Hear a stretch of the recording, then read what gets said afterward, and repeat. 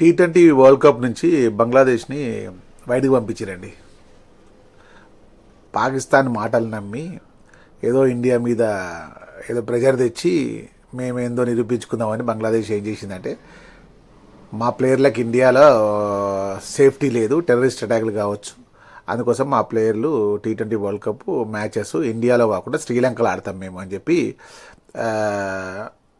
ఐసీసీకి ఒక నోటీస్ పంపించింది. ఐసీసీ అది చూసి ఆ నోటీస్ తిరిగి పంపించి ఎక్కడ జాగుంటే అక్కడ పెట్టుకోమని వాళ్ళకే పంపించింది. ఐసీసీ ఆల్రెడీ మ్యాచ్లని షెడ్యూల్ అంతా ఫిక్స్ అయిపోయింది, ఇప్పుడు మారడం కుదరదని చెప్పి ఐసీసీ క్లియర్గా చెప్పింది. ఐసీసీలో ఉన్న సభ్య దేశాలన్న 14 దేశాల్లో ఒక్క దేశం మాత్రమే బంగ్లాదేశ్ సపోర్ట్ చేస్తూ ఇది ఇచ్చింది, అదే పాకిస్తాన్. పాకిస్తాన్ బంగ్లాదేశ్ని ముందుకు దోషింది, అది మాత్రం వరల్డ్ కప్ ఆడుతుంది.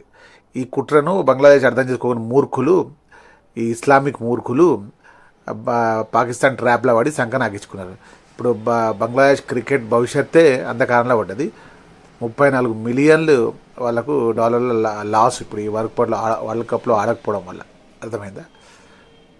ఇంత కూడా బుద్ధి లేని మనుషులు చేతులారా వరల్డ్ కప్ను వదులుకున్నారు. ఇక వీళ్ళని ఏమంటామో మనమే మీరే చూసుకోండి. ఎవడైతే వాళ్ళ దేశాన్ని చేతులారా నాశనం చేసుకున్నారో వాళ్ళంతా మూర్ఖులు ఎవరు లేరు.